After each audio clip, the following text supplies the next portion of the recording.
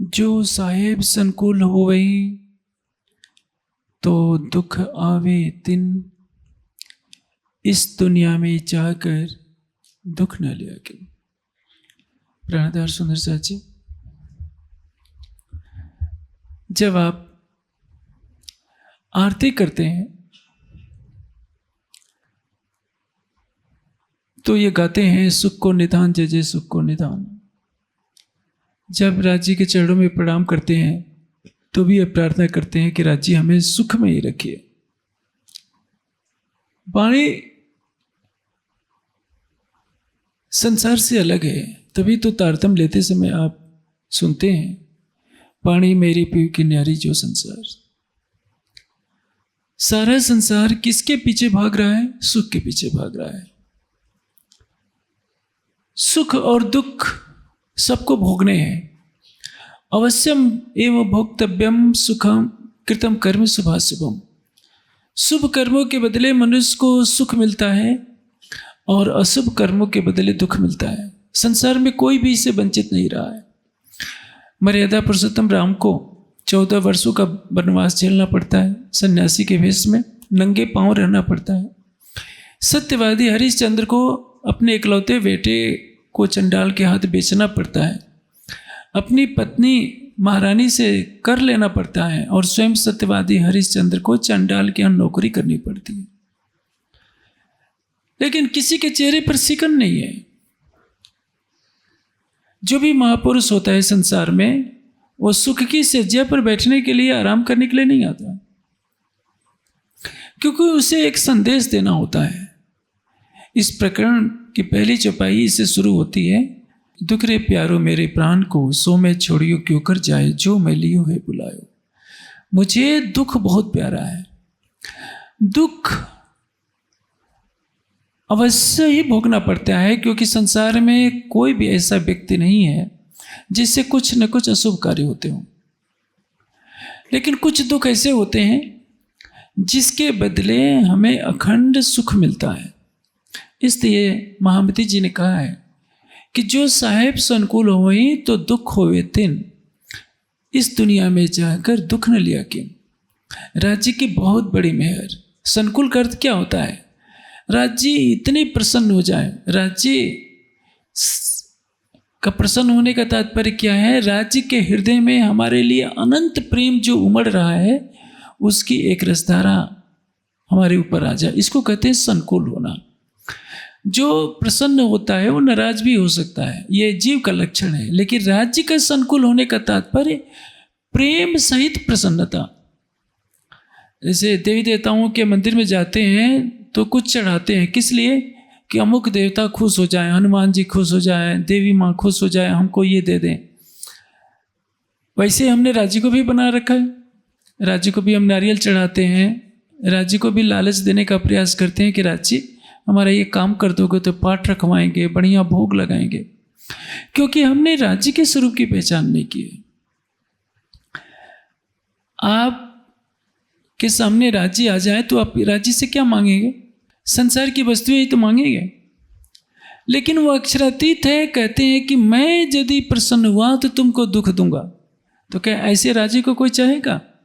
जो साहेब संकुल होवे तो दुख होवे तिन, इस दुनिया में चाहकर दुख न लिया किन। कोई भी दुख लेना नहीं चाहता। राज्य से भी हम मत्था टेकते हैं तो कहते हैं कि राज्य मेरे परिवार को सुखी रखना, मुझे सुखी रखना। मैं बताता हूँ सुख और आनंद किसको कहते हैं। आनंद किसका विषय है? आत्मा का विषय है। आनंद के स्वरूप कौन है? श्यामा जी। श्यामा जी क्या है?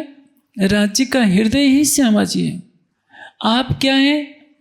शरीर से परे हो जाइए, जीव भाव से परे हो जाइए, अंतःकरण से परे हो जाइए, ब्रह्मांड से परे हो जाइए। आप अपने को परात्म के रूप में देखिए तो आप भी क्या होंगे? निस्बत के स्वरूप। आप भी श्यामा स्वरूप हैं। आप भी क्या हैं? राज्य के हृदय हैं। राज्य के हृदय में जो अनंत प्रेम उमड़ रहा है, उस प्रेम का सार क्या है? जैसे मौसमी है, मौसमी को निचोड़ेंगे तो क्या निकलेगा? रस निकलेगा। प्रेम रूपी मौसमी का रस क्या है? उसका आनंद। आप तो वह हैं, लेकिन आप दुखी रहते हैं कि राज्य हमें बहुत दुख हुआ। पहले मैं बताता हूँ सुख क्या है और आनंद क्या है।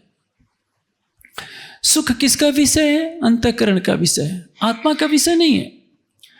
जो जीव है उसमें भी आनंद नहीं है। उपनिषदों में क्या लिखा है?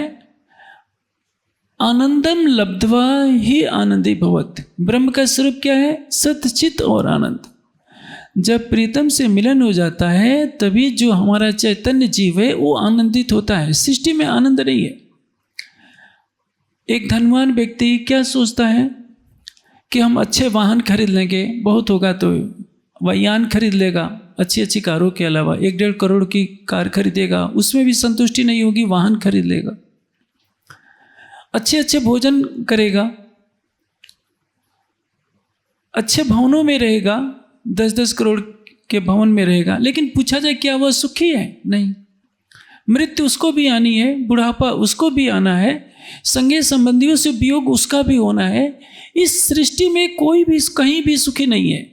न स्वर्ग में कोई सुखी है, न बैकुंठ में सुखी है, पृथ्वी पर तो कोई सुखी है ही नहीं। स्वर्ग और बैकुंठ में मृत्यु नहीं है, बुढ़ापा नहीं है, फिर भी वहाँ चिंता की लकीरें वहाँ भी हैं। बैकुंठ में भी श्राप चलता है। सृष्टि में कहीं भी कोई सुख होने का दावा नहीं कर सकता। यह जो सुख है किसकी अनुभूति है? अंतःकरण की। जैसे मैं आपको समझाता हूँ, 1 करोड़पति व्यक्ति है, अचानक वो कंगाल हो जाता है। इतना कंगाल कि नंगे पांव रहने पड़ा, झोपड़ी में रहना पड़ता है, खाने के लिए ठिकाना नहीं है। वो सोचता है कि मैं इसे तो मर जाता, मेरा सारा राजपाट चला गया, मैं कितना दुखी हूँ। जिस कारण वह दुखी है कि उसके वाहन चले गए, उसका करोड़ों का बैंक बैलेंस चला गया, धन संपदा चली गई, वैभव चला गया। उस वैभव को तो मैं डारिया घर जारिया हंसते सो लोग राखत है छिपाई। राजकुमार सिद्धार्थ ने हंसते हुए छोड़ा। जब राजकुमार सिद्धार्थ वन में जाने लगे तो मृत्यु का देवता मार उपस्थित होता है। कहता है कि राजकुमार सिद्धार्थ, आज के 7वें दिन समुद्र पर्यंत पृथ्वी के आप चक्रवर्ती सम्राट बनने वाले हैं। आप भिक्षुक क्यों बनने जा रहे हैं? भिक्षुक बनोगे, भिक्षा मांगने करके खाना पड़ेगा, वृक्ष के नीचे रहना पड़ेगा। और चक्रवर्ती सम्राट बनोगे तो सोने के महलों में रहोगे, 56 प्रकार के व्यंजन खाओगे। क्या पागलपन सवार है कि चक्रवर्ती सम्राट का पद छोड़कर एक सन्यासी जिसके पास 1 रुपया भी नहीं होता वो बनने जा रहे हो? राजकुमार सिद्धार्थ करते हैं कि नहीं, जो मैंने निश्चय कर लिया मैं तो वही बनूंगा। मर्यादा पुरुषोत्तम राम को संध्या समय कहा जाता है कि कल तुम्हारा राज्य अभिषेक होगा, अयोध्या के राज सिंहासन पर बैठाए जाओगे। सवेरे सूर्योदय से पहले कह दिया जाता है कि नहीं, राज्य अभिषेक तो नहीं होगा, 14 वर्षों के लिए वन को जाना है। वन भी कैसे जाना है? नंगे पांव जाना है। 14 वर्षों तक आप किसी बस्ती में भी रह नहीं सकते। वेश भी मुनि का धारण करना पड़ेगा, ये राजसी वस्त्र सब उतारने पड़ेंगे, सन्यासी का वेश धारण करना पड़ेगा। भोजन में क्या मिलना है? कंदमूल, फल और फूल। अभी देखिए, आप इस सभा मंडप में बैठे हैं, आपके लिए पंखे लगे हैं, सब कुछ है, फिर भी आपको गर्मी का कष्ट हो रहा है। जब 14 वर्षों तक भगवान राम चित्रकूट के वन में रहे होंगे झोपड़ी बना करके, तो वहाँ भी तो उमस की गर्मी होती होगी, मच्छर वहाँ भी कटते होंगे, मई जून की दोपहरी में लू के थपेड़े उनको भी लगते होंगे। लेकिन राम का चेहरा मुस्कुरा रहा है, सीता कभी दुखी नहीं होती। आज की पत्नियाँ होती तो पहले ही कह देती कि हमें तलाक लेना चाहिए, हम ऐसे जंगल में कुटिया में रहने के लिए थोड़े हैं। राम समझते हैं कि सुख क्या है। सुख किसका विषय है? अंतःकरण का विषय है, मन का विषय है। मन, यदि आप अपने मन को जीत लेते हैं तो सुख और दुख दोनों में सम हो जाएंगे।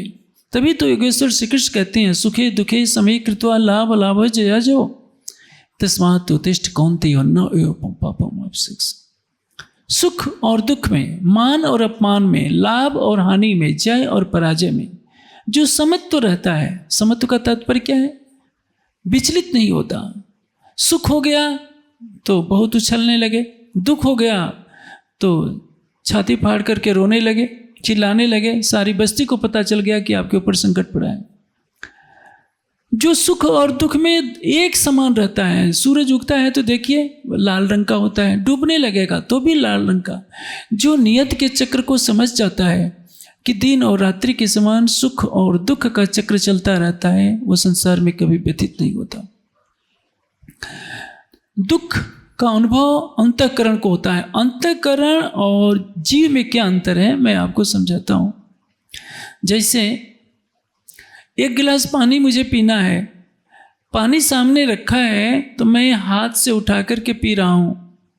देखने वाले को पता चलेगा कि मेरा हाथ उठा रहा है। ये हाथ क्या है? कर्मेंद्रिय है। इसको आदेश कौन दे रहा है?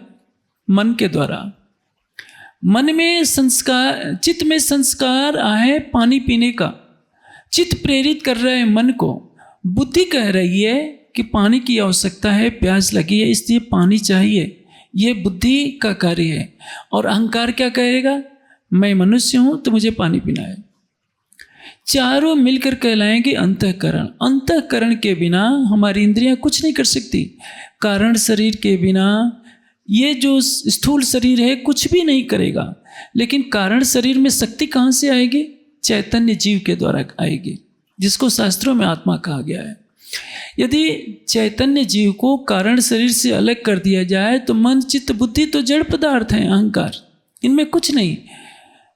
मन में जो चेतना है, बुद्धि या अहंकार में जो भी क्रियाशीलता है, चेतना है, वो जीव की तरफ आ रही है।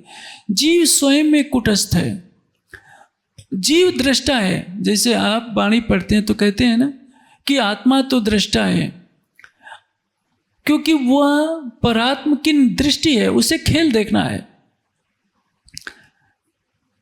जीव के दृष्टा होने में और आत्मा के दृष्टा होने में थोड़ा सा अंतर है। आत्मा परात्म की नजर है, वो केवल देख रही है कि खेल कैसे चल रहा है। जीव जो है अंतःकरण के साथ बधा हुआ है, वो जन्म जन्मांतरों की वासनाओं को लेकर के पैदा हुआ है। हम सबके संस्कार अलग अलग हैं। मैंने कई बार चर्चा में कहा है, संभवतः कल भी कहा होगा, कि सकुमार के जीव, छत्रसाल जी के जीव का संस्कार अलग है, औरंगजेब के जीव के संस्कार अलग है, मिहिराज के जीव के संस्कार अलग हैं, बिहारी जी के जीव के संस्कार अलग हैं। आत्मा सबकी एक ही जैसी है। परम धाम में शाकुंडल, शाकुमार, नवरंगबाई, इंद्रावती या रतनबाई, श्यामा जी सब एक जैसे हैं। लेकिन यहाँ जो भिन्न भिन्न तनों में लीला चल रही है, उनके जीवों का स्वभाव अलग अलग है। जीवों ने सत्व रजतम के अनुसार अलग अलग का आचरण किया है और उनके कर्मों का संस्कार चित्त में वैसा ही बसा हुआ है।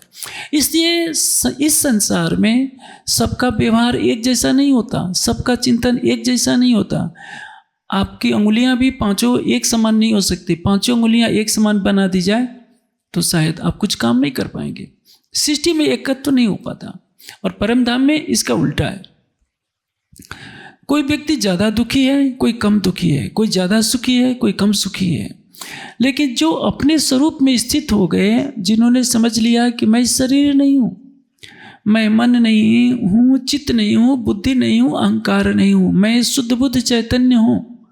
जब वो अंतःकरण से परे हो जाता है, स्थूल और सूक्ष्म शरीर से भी परे हो जाएगा।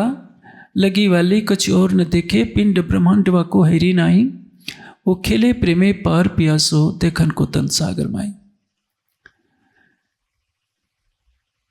जिसको लग जाता है, लगी वाली कुछ और न देखे, पिंड ब्रह्मांड वा को हेरी नाही।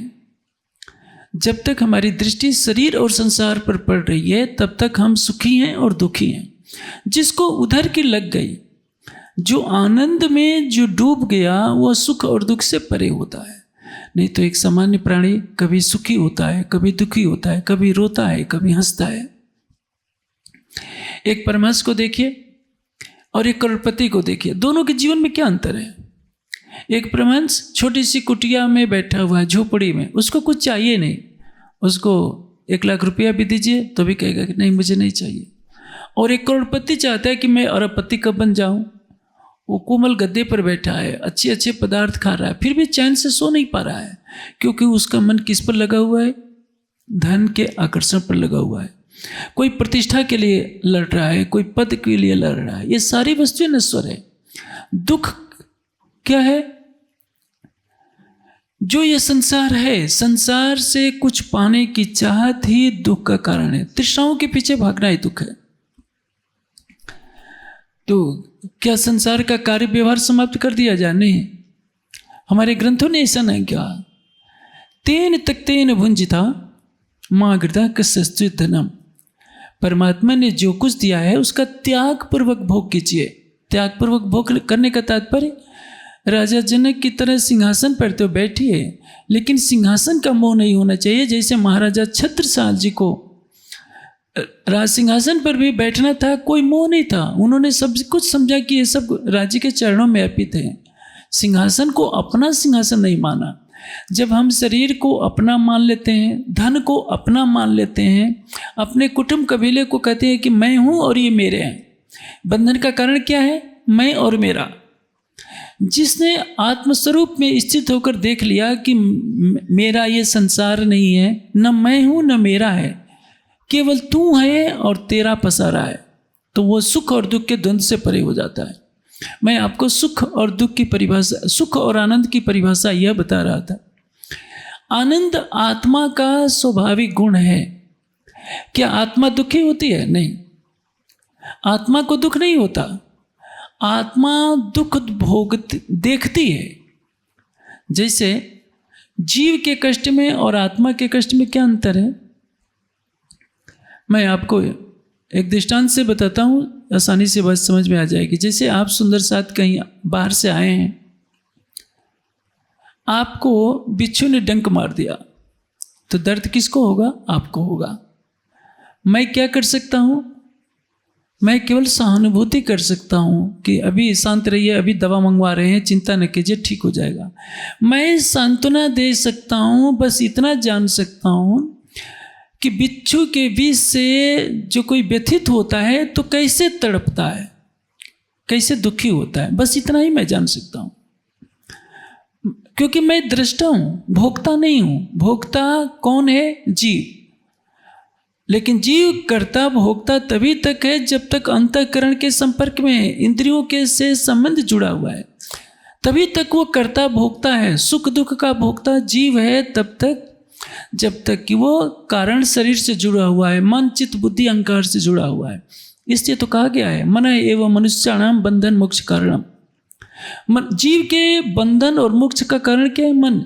ये मन ही एक छोटा सा संसार खड़ा कर लेता है और उसी संसार के चक्र में जीव भटकता फिरता है। यदि जीव अपने को मन के धरातल से, बुद्धि के चित्त के धरातल से अलग कर ले तो क्या होगा? वो दुख से और सुख से दोनों से परे हो जाएगा।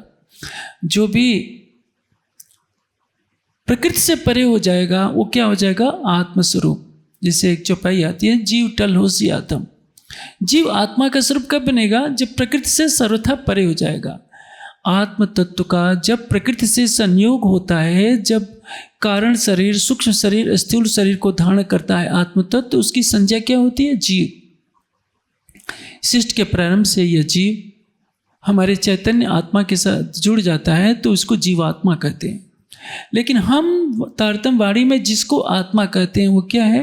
परात्म की नजर, परात्म की सुरता, वह क्या है? आत्मा है। तो आत्मा कभी दुखी नहीं होती। अब आप प्रश्न कर सकते हैं कि सदगुरु धनीश्वर चंद जी ने मिहिराज को कहा था कि देखो मिहिराज, शकुंडल और सुकुमार की आत्माएं राजघराने में आई हैं क्योंकि इनके मूल तन परम धाम में हंस रहे हैं। तो आप भी पिक्चर जब देखते हैं तो पर्दे पर कोई भयानक दृश्य दिखता है तो आप भी रोने लगते हैं, दुखी हो जाते हैं। कोई हंसने वाला दृश्य होता है तो आप भी हंसते हैं। आप दुखी और सुखी नहीं होते हैं, आपके चेहरे की भाव भंगिमा बदल जाती है। पर किसी पिक्चर में कोई किसी को चाकू मारता है तो चाकू मारने की पीड़ा आपको नहीं होती, आपकी केवल भावना बदल जाती है कि कितना कष्ट होता है। उस भाव में डूबकर आप कुछ समय के लिए रो सकते हैं, कुछ समय के लिए खींच सकते हैं। वही परात्म माया के जीवों की लीला को देखकर, कभी सुख और दुख की लीला को देखकर उनके चेहरे पर वैसे भाव प्रकट हो रहे हैं। वस्तुतः आत्मा सुख और दुख की परिधि से परे है। राज जी कह रहे हैं महामती जी के द्वारा, जो साहेब संकुल होवे तो दुख होवे तिन, इस दुनिया में चाहकर दुख न लिया कि राज्य की सबसे बड़ी कृपा किस पर होती है?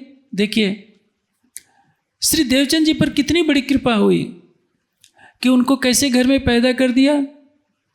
एक बहुत ही गरीब घर में, जिनके पिताजी घोड़े और बैल का व्यापार करके जो लाभ होता था उससे घर का खर्च चलाते हैं।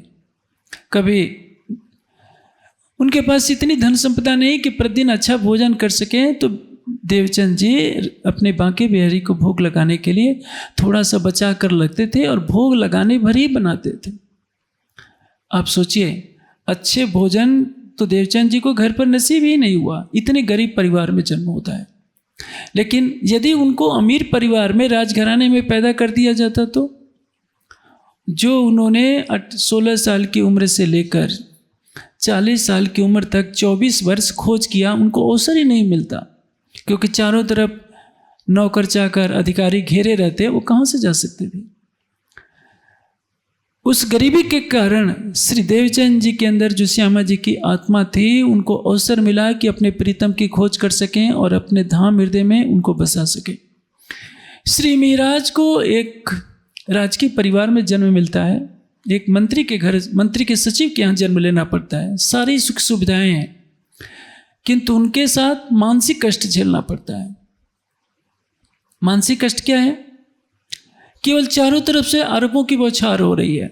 जब सतगुरु महाराज हैं तब भी आरोप लग रहा है कि खेता भाई का सारा धन मिहिराज ने हड़प लिया, और बाल भाई ने कह दिया कि यदि आपने प्रणाम स्वीकार कर लिया तो मैं कुएं में छलांग लगा दूंगी। डूबी पड़ू माँ कूप माँ तो बाल भाई मारो नाम। बहनें जब हट पर तुल जाती हैं तो ऐसी ही धमकी देती। उसके पश्चात जब बिहारी जी महाराज गादी पर बैठते हैं तो मिहिराज के ऊपर सबसे बड़ा आरोप क्या लगता है कि उन्होंने धन, राजा का ही धन ले लिया है। वो तो सब सुंदर साथ को एकत्रित कर परम धाम की ज्ञान चर्चा का रस पिलाना चाहते थे, और परिणाम हफ्से में जाना पड़ता है। जब संसार से हृदय टूट जाता है तभी राज्य की तरफ मुड़ता है, नहीं तो संसार में लगता है ये मेरे हैं, ये मेरे हैं। कितना अच्छा मधुर संसार है। देखिए, एक पत्नी को पति का संबंध मधुर लगता है, पति को पत्नी का संबंध मधुर लगता है, माँ को बच्चे का संबंध मधुर लगता है, बच्चों को माता पिता का स्नेह मधुर लगता है। इन्हीं स्नेह की मधुरता में संसार चल रहा है। लेकिन हर प्राणी के साथ जो सर्वशक्तिमान सकल गुण निधान सच्चिदानंद परब्रह्म का अखंड प्रेम का मधुर संबंध है, वो सबको भूल जाता है। क्योंकि जो आंखों से दिखाई देता है वो तो सत्य नहीं होता है, और संसार आंखों से ही देखता है, आंखों से जो दिखाई देता है उसी को सच मानता है। जो मिहिराज को ऊपर से देखने में लग रहा है कि कितने कष्ट हैं, चारों तरफ से आरोप लगता है। जब मनुष्य के ऊपर आरोप लगते हैं तो टूट जाता है, सोचता है कि मैं जी कर क्या करूँगा। कितने लोग आत्महत्या कर लेते हैं। लेकिन मिहिराज अपने प्राणेश्वर को पुकारते हैं। हफ्से में वीरा में जाकर वो साक्षात प्रीतम को पा लेते हैं। उनके तन से वाणी का अवतरण होता है और सारा सुंदर साथ का समूह उनको अक्षरातीत मानता है। और उसी त्याग का परिणाम हुआ कि 7वें दिन की लीला में मिहिराज का जीव राज्य का स्वरूप बन करके बैठेगा, और सारी सातों बहिश्तों वाले समझेंगे कि यही पूर्ण ब्रह्म अक्षरातीत थी। एक आरोप को सहन कर राज्य के प्रेम में डूबने का परिणाम क्या हुआ कि वो स्वयं राज्य का स्वरूप बन गए। लालदास जी पर सबसे बड़ी कृपा क्या हुई? एक दिन में ही कंगाल बना दिया। सारे के सारे जहाज डूब जाते हैं, गोदाम में आग लग जाती है। लालदास जी के पास 2 पैसे भी नहीं बचे थे कि रास्ते के खर्च के लिए लेकर चल सके। लालदास संग चले खाली लेकर हाथ। जिस लालदास जी का 99 जहाज, अब पता नहीं 99 होंगे कि कितने, समझिए बहुत से जहाज थे, विदेशों से व्यापार होता था। आज की दृश्य देखा जाए तो अरबोपति होंगे। उस लालदास जी के पास 1 रुपया नहीं बचा है, 5 पैसे भी नहीं बचे कि रास्ते के खर्च के लिए लेकर चल सके। एक पल में माया छीन ली, लेकिन उसका परिणाम क्या होता है? राज्य पर अटूट श्रद्धा और समर्पण का परिणाम हुआ कि सेठ लक्ष्मण दास महामती के पद तक पहुंच गए।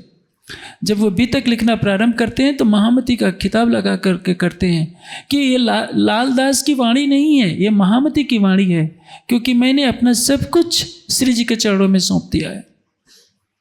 यही मैं खुद ही टले तो बाकी रहिया खुदा। जो स्वयं को अक्षरातीत के प्रति समर्पित कर देता है, ब्रह्मविदो ब्रह्म एव भवति, वो उनका ही स्वरूप हो जाता है। लेकिन अक्षरातीत पर समर्पण कौन करेगा? जो अक्षरातीत की पहचान करेगा वही तो समर्पण करेगा। इसलिए जिन्होंने अपनी अंगुली राज्य के हाथों में पकड़ा रखी है, उनको कोई चिंता नहीं करनी चाहिए। कहत कहलावा तुम्हें, करत कराओ तुम। यदि दुख होता है तो भी मुस्कुराइए, सुख होता है तो मत सोचिए कि आपका धन है, आपका घर है, आपका परिवार है, आपका कुछ है। आपका तो कुछ है ही नहीं। आपका तो अपना शरीर भी नहीं है। ये शरीर समय आने पर आपका साथ छोड़ जाएगा। तो आप घर की आशा क्यों करते हैं, परिवार की आशा क्यों करते हैं, संसार की आशा क्यों करते हैं? लेकिन संसार के लोगों से यही नहीं हो सकता। बड़े से बड़े विद्वान को भी रहता है कि ये मेरा शरीर है, मेरा धन है, मेरा ये है, और यही सबसे बड़े भ्रम है। राज्य क्या कह रहे हैं? जो साहेब संकुल होवे तो दुख आवे तिन, इस दुनिया में जाकर दुख न लिया किन। कोई भी दुख नहीं चाहता है, सुख ही चाहता है। तभी तो एक बात कहते हैं कि जो माया मोह थे उपजे, सो क्या जाने दुख के सुख। माया में जो दुख मिलता है उससे कितना सुख मिलता है, इसको भला मोह अहंकार से पैदा होने वाले जीव नहीं जान सकते। इसको कौन जानेगा? ब्रह्मसृष्टि श्यामा जी की आत्मा जानती है कि माया में कष्टों का महत्व क्या है। मिहिराज की आत्मा जानती है, जिनको राज्य ने अपनी शोभा दी, नाम श्रृंगार शोभा सारी मैं भेंट तुम्हारे लिए।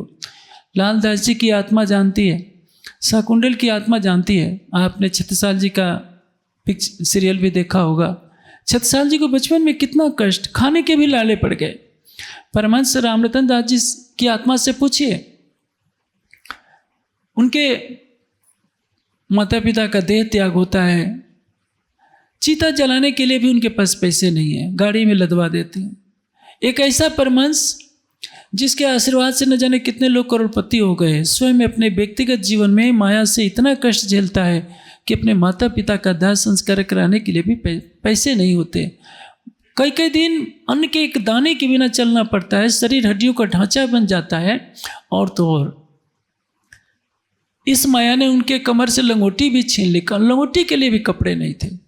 हमको और आपको तो राज्य ने बहुत कुछ माया का सुख दिया है, फिर भी हम दुखी होते हैं क्योंकि हमको राज्य पर पूरा विश्वास नहीं है। इसलिए राज्य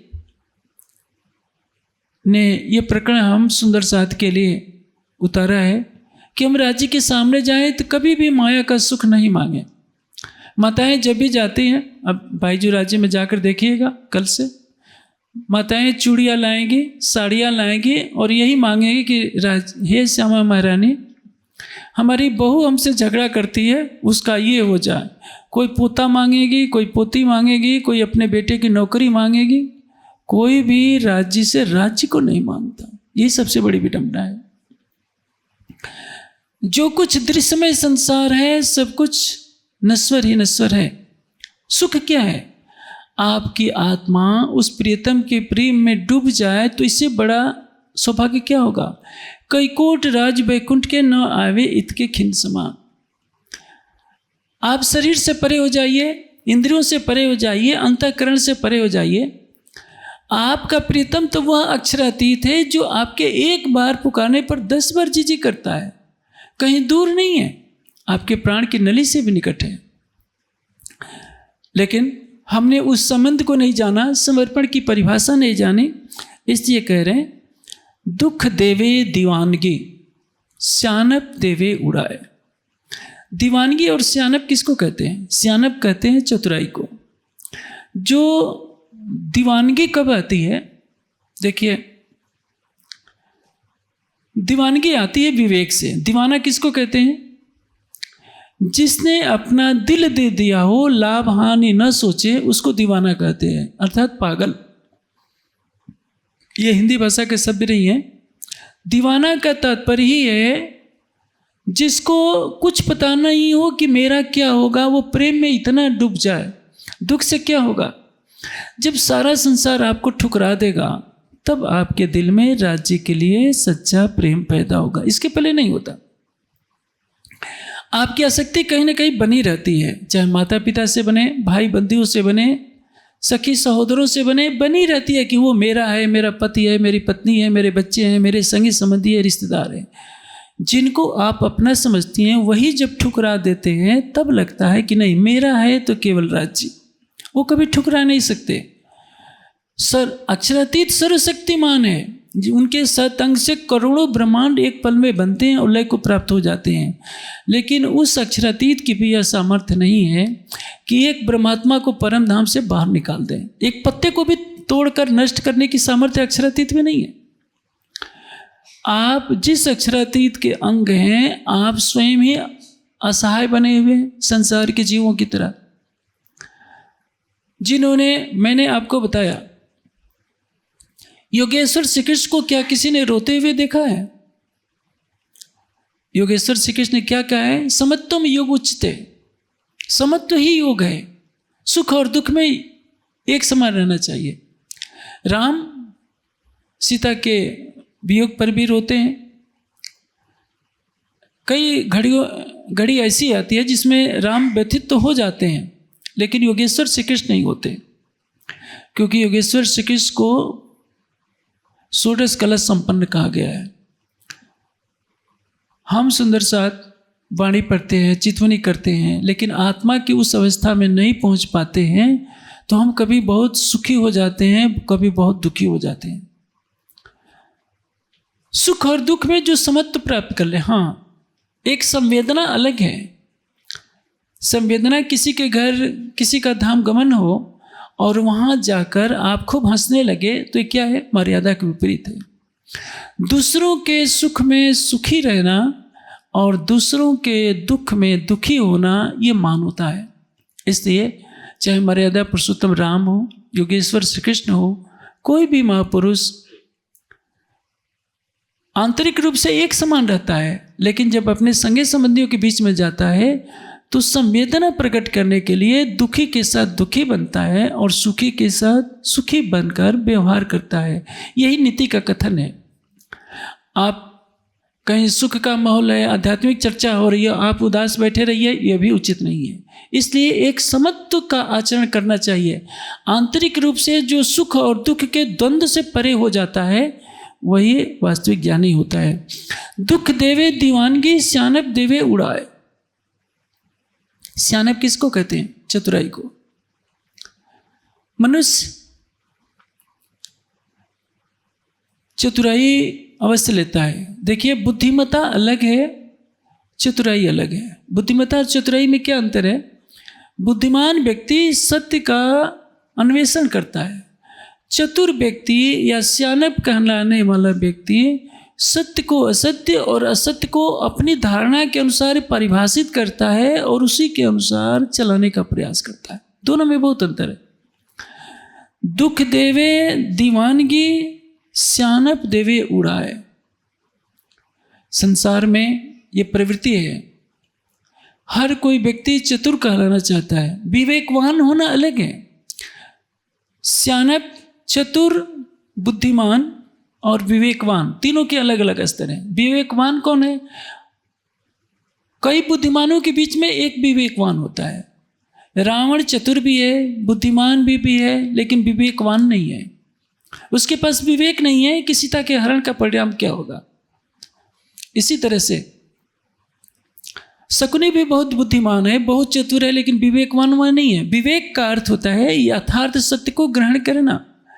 चतुर व्यक्ति या स्यानप कहलाने वाला व्यक्ति सत्य को असत्य और असत्य को सत्य बनाने का वैसे ही प्रयास करता है। आप देखें ना, अदालत में जब न्यायालय में मुकदमा चल रहा होता है तो दोनों तरफ के वकील सच्चाई को जानते हैं, लेकिन अपनी अपनी बुद्धि के तर्क के तीर ऐसे छोड़ते हैं कि जो वह कह रहे हैं वही सच है। इसलिए दुख देवे दीवानगी, जब माया का दुख मिलता है तो हृदय टूट जाता है, उसमें बुद्धि काम नहीं करती है। उसमें क्या होता है? हृदय समर्पित हो जाता है। यह समर्पण सामान्य तरह से नहीं आता, सारा जीवन बीत जाता है। मनुष्य के पास समर्पित होने का समय कभी कभी आता है। मैं आपको एक दृष्टांत से देता हूँ। द्रौपदी पांचों पांडवों की पत्नी है। द्रौपदी के मन में भी यह अहंकार है कि मेरे पांचों पति विश्व विजेता हैं, मेरा कोई क्या कर लेगा। लेकिन जब मैं पौराणिक मान्यता के अनुसार ही बात कह रहा हूँ, वैसे तो इस विषय में अनेकों विवाद हैं कि द्रौपदी के 5 पति थे कि नहीं है, या जो भी है चीरहरण का प्रसंग। लेकिन जो मान्यता प्रचलित है मैं उसी से समझाना चाहता हूँ। जब द्रौपदी का चीरहरण करने लगता है दुशासन, द्रौपदी भीष्म पितामह से बोलती है कि पितामह मेरी रक्षा कीजिए। कृपाचार्य से बोलती है, द्रोणाचार्य से बोलती है, देखती है कि सबके सिर नीचे हैं, कोई आंख नहीं उठा रहा है। 5 पतियों की तरफ देखती है, वो भी बंधन में बंधे हैं कि हार चुके हैं, वो भी कुछ नहीं बोलते। जब द्रौपदी जब चारों तरफ से निराश हो जाती है तब कृष्ण को पुकारती है, और कृष्ण अपने योग बल से आकर के द्रौपदी की लाज की रक्षा करती है। मनुष्य के साथ यही होता है। हम सुंदर साथ भी क्या सोचते हैं, हमारा पुत्र है, हमारा पिता है, हमारा धन है, हमारा परिवार है, हमारा पद है। पूछा जाए आप इस संसार में क्या लेकर आए थे, और शरीर छूटने के बाद आपके साथ न आपका परिवार जाएगा, न पद जाएगा, न धन जाएगा, न प्रतिष्ठा जाएगी। न कुछ लेकर आए थे, न कुछ लेकर जाएंगे। आपके शरीर को आग के हवाले कर दिया जाएगा, या पानी में बहा दिया जाएगा, या मिट्टी में गाड़ा जाएगा, और कुछ नहीं होगा। जिस शरीर को हम खिलाते पिलाते श्रृंगार करते हैं, वो शरीर अग्नि की लपटों में परिवर्तित होकर राख के ढेर में बदल जाने वाला है। लेकिन इसी शरीर का तो मोह नहीं छोड़ता, जिसने इस शरीर से अपने को अलग कर लिया। और अपने को अलग करने का तात्पर्य, जब आप चितवनी करते हैं तब तक इस तरह से बैठिए कि आपको शरीर का आभास न हो। तब समझ लीजिए कि अब हरी झंडी हो गई है, अब हमें मूल मिलावा नजर आने वाला है, राज्य मिलने वाले हैं। लेकिन यही शरीर का आभास जो हमारे मन के द्वारा होता रहता है कि मैं बैठा हूँ, मैं ये हूँ, यही तो सबसे बड़ा बंधन है। दीवानगी में क्या होता है, दीवानगी कब आती है, जब हृदय टूटता है तभी। इसके पहले जैसे मैंने कहा था, द्रौपदी में दीवानगी नहीं थी। द्रौपदी की बुद्धि काम कर रही थी कि मेरे 5 पति हैं, मेरा क्या कोई कर लेगा। जब 5 पति भी सहायता नहीं कर पाते हैं, कोई संसार में सहारा नहीं दिखता, और एक स्त्री की लज्जा ही उसका जीवन होता है। भरी सभा के बीच में एक पटरानी को नंगा कर दिया जाए तो उसके लिए, उससे अच्छा तो उसके लिए मौत है।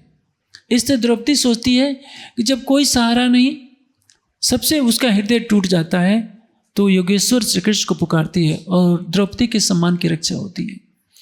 वैसे ही जब श्री महाराज हफ्से में जाते हैं, चारों तरफ से क्या लगता है, महाराज के हृदय को कितनी ठेस पहुंची है। एक समय आया था जब सतगुरु महाराज ने भी प्रणाम स्वीकार नहीं किया था। यह सबसे बड़ी आहत करने वाली बात होती है। संसार छोड़ दे तो छोड़ दे, जिस सतगुरु पर कोई निछावर होता है वह सतगुरु भी मुंह फेर ले तो इसको सहन करना बहुत कठिन होता है। लेकिन महाराज ने यह भी सहन किया था। चारों तरफ यही शोर था कि महाराज ने पैसा चुरा लिया है। इसको झेला। फिर राजा ने, वजीर ने बिना सोचे समझे वजीर के सचिव ने कारागार में बंद कर दिया। जो महाराज किसी का 1 रुपया नहीं ले सकते थे, उनके ऊपर आरोप लगा था कि खजाने का बहुत बड़ा धन हड़प कर गए हैं। तभी तो महाराज का हृदय पुकारता है, जो लो आपा पान नाखियाँ आँख मिची त्यारे तूने आवे शर्म, और वीरा की भट्टी में जलकर अपने प्राणेश्वर को साक्षात पाते हैं। सोचिए यदि महाराज हफ्से में नहीं जाते तो क्या होता। हफ्से में जाने का दुख उनको नहीं मिलता तो उनका हृदय टूटता नहीं। यही कारण है इस प्रकरण के अंत में जो अंतिम चौपाई है, महामती जी ने एक बहुत बात कही है।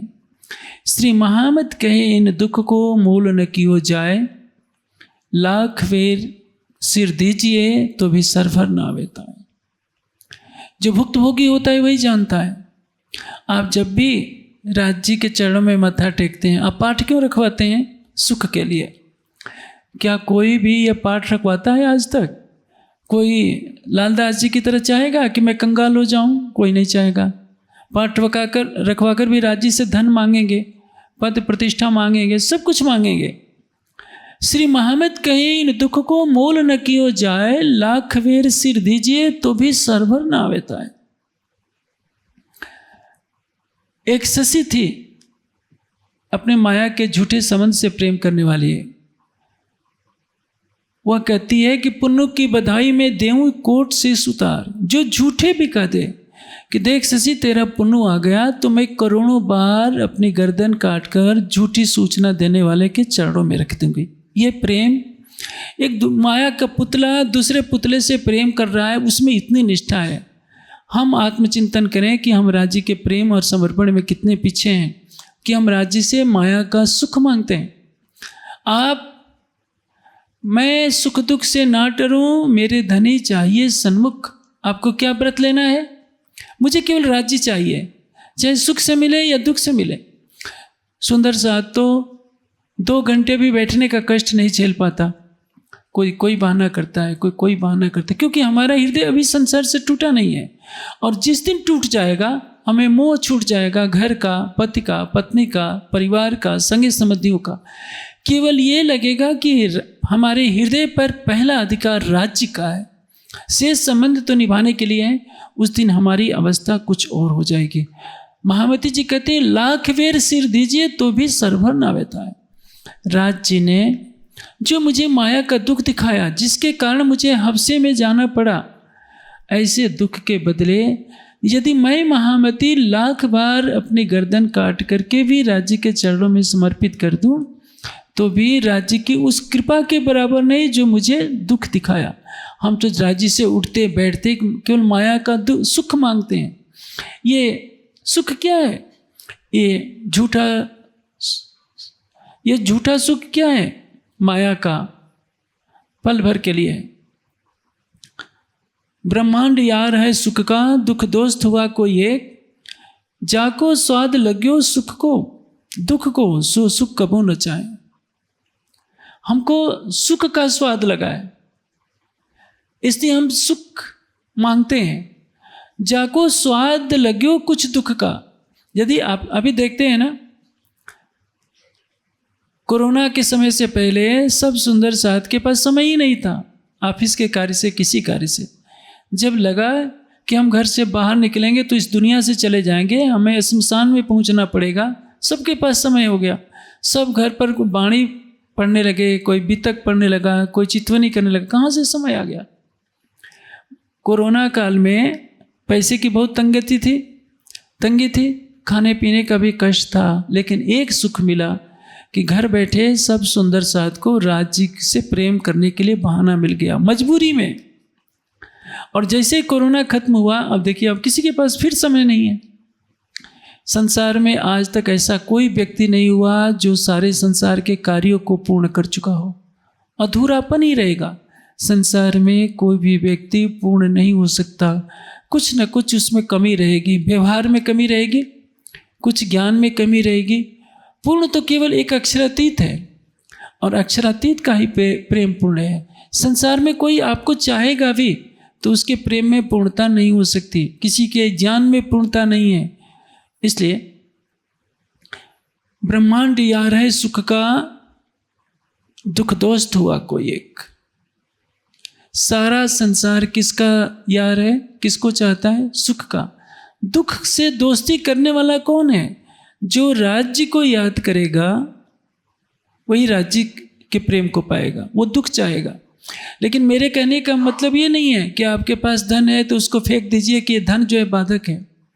धन का भोग कीजिए, त्याग पूर्वक भोग कीजिए। धन को अपना न समझिए, शरीर को अपना मत समझिए, किसी भी वस्तु को अपना मत समझिए, और आप स्वयं को स्वतंत्र भी मत सोचिए। आप अपने हृदय को राज्य को सौंप दीजिए।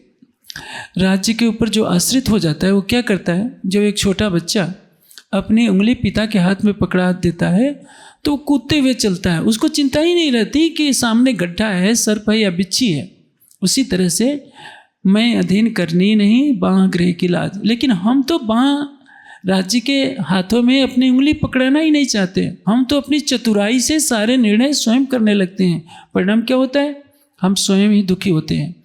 हमने समर्पण की परिभाषा नहीं सीखी, प्रेम की परिभाषा नहीं सीखी। दुख क्या होता है? यदि हमारे पास धन है, प्रतिष्ठा है, सब कुछ है, लेकिन हमारे पास जनक जैसा विवेक है, छत्रसाल जी जैसा विवेक है, तो धन त्यागने की आवश्यकता नहीं पड़ती है, राजपाट छोड़ने की आवश्यकता नहीं पड़ती है। लेकिन सब कुछ छोड़ने के बाद भी आपको मैं और मेरा लगा हुआ है, तो आप वन में जाकर, गुफा में पहुंचकर भी आप संसार में रह रहे हैं। यही तो हुआ था। केसर भाई देखती है कि महाराजा छत्रसाल तो नृत्य देख रहे हैं, वो नाक पकड़ कर कहती है कि ये तो नाक तक माया में डूबे हैं। छत्रसाल जी ने उनका भाव समझ लिया, अंगूठे को पकड़ करके संकेत कर दिया कि मैंने माया को पैर के अंगूठे के नीचे दबा रखा है, मैं माया में डूबा नहीं हूँ, माया तो मेरे पैर के अंगूठे को भी नहीं छू पाई है। कहने का ऐसे क्या है, छत्रसाल जी सिंहासन पर बैठे हुए हैं, राजा जनक सिंहासन पर बैठे हुए हैं, लेकिन इस शरीर और संसार से परे हैं। ये कब होंगे? क्योंकि छत्रसाल जी ने अपना हृदय श्री जी को दे दिया है। श्री जी के रूप में कौन है? स्वयं अक्षरातीत। हम सुंदर साथ तो 350 वर्ष व्यतीत हो जाने के बाद भी श्री जी के स्वरूप की पहचान नहीं कर पाए हैं। आपन हजी नथी उल्लेख्या जुओ बिचारी मन, विविध फेरे समझाविया अनेक कही निधतार्थम। आपन हजी नथी खुले, आज भी नहीं पहचाने हैं। ये बात कह रहे हैं श्री महाराज जयराम कंसारा से, लेकिन 350 वर्ष व्यतीत हो जाने के बाद भी आज सुंदर साथ का बड़ा वर्ग, कोई उनको धर्माचार्य कहता है, कोई शिष्य कहता है, कोई कवि कहता है, कोई महापुरुष कहता है, कोई संत कहता है। हमने तो प्राणनाथ जी के कुछ भी नहीं पहचाने की।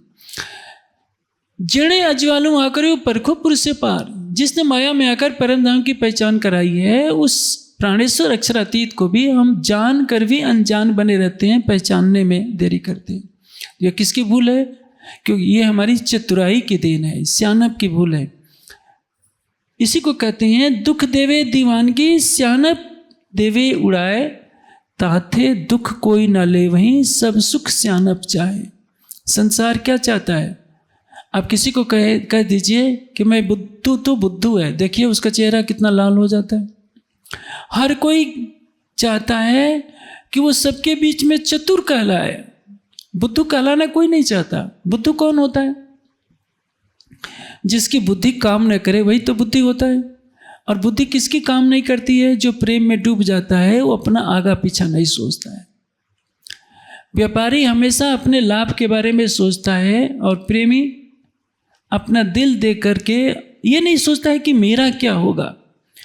हम सुंदर साथ एक बार वाणी पढ़ते हैं तो बही खाता खोल करके बैठ जाते हैं कि पाठ पढ़ा, राज्य ने हमारी मांग पूरी क्यों नहीं की।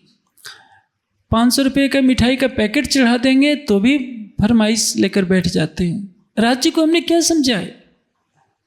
हमारा मस्तिष्क व्यापारी का मस्तिष्क है, हमारा मस्तिष्क समर्पित होने का मस्तिष्क नहीं है।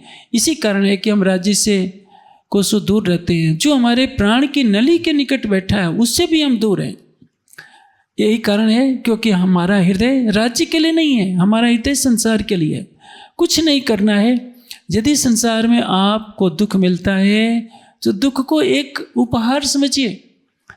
पूरी रामायण पढ़ जाइए, सीता ने कभी गिला शिकवा नहीं किया है। द्रौपदी ने अवश्य कर दिया है, महाभारत में मिलेगा। द्रौपदी कई बार उलाहना दे देती है युधिष्ठिर को, पांडवों को।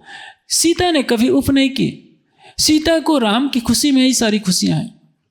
यशोधरा को भी सिद्धार्थ की खुशियों में खुशियां हैं। उर्मिला को लक्ष्मण की खुशियों में खुशियां हैं। ये सतियां हैं, अपना सुख कोई नहीं चाहती।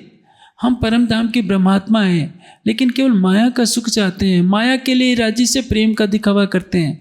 जब भी राज्य के पास जाते हैं झोली फैला करके बैठ जाते हैं। आपका प्राणेश्वर ये सहन नहीं कर सकता कि आप उसके सामने भिखमंगा बनो। आप उससे प्रेम कीजिए और अधिकार से कहिए कि राज्य ये करना है, आपको ही करना है। लेकिन ऐसा कोई अधिकार नहीं रखता, क्योंकि हम दास बनते हैं या दासी बनते हैं। दास और दासी को तो उतना ही अधिकार मिलेगा जितना वो पात्र होगा। आप अक्षरातीत की अर्धांगिनी बन जाइए तो राज्य को आपकी इच्छा के अनुसार चलना पड़ेगा। पूरे परम धाम की लीला देखिए। राज्य अपनी इच्छा से कहीं जाते हैं। श्यामा जी से पूछते हैं कहाँ चलना है, श्यामा जी सखियों से पूछती है कहाँ चलना है।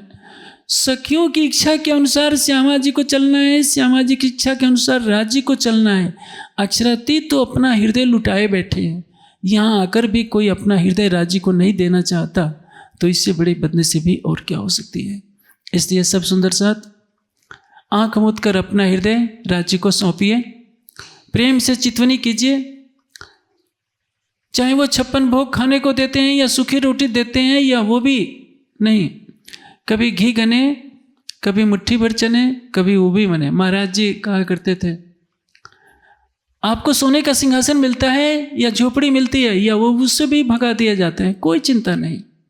आपका प्रीतम आपके साथ है तो अनंत ब्रह्मांडों का सुख भी आपके साथ है। इसलिए उससे बड़ा कोई नहीं, उससे निकट आपका कोई नहीं। दुख देता है तो भी मुस्कुराइए, सुख देता है तो भी उसी वैसे ही मुस्कुराते रहिए। हर चीज़ में उसका उपहार देखिए, हर वस्तु में उसका प्रेम देखिए। फूल से किसी को मारते हैं तो भी फूल सुगंधि देता है, फूल अपनी कोमलता का एहसास देता है। अक्षरातीत तो अनंत फूलों से भी ज़्यादा कोमल हृदय के हैं, वो भला आपको दुखी क्यों देंगे। इसलिए राज्य से दुखों से छुटकने के लिए कभी मत कहिए उनको गरज हो तो छुड़ाएं, नहीं गरज हो तो न छुड़ाएं। आप केवल विशुद्ध प्रेम कीजिए, प्रेम हो जिसमें कोई चाहत न हो, कोई मांग न हो। क्योंकि प्रेम में मैं मांग दिया तो प्रेम में दाग लग जाता है।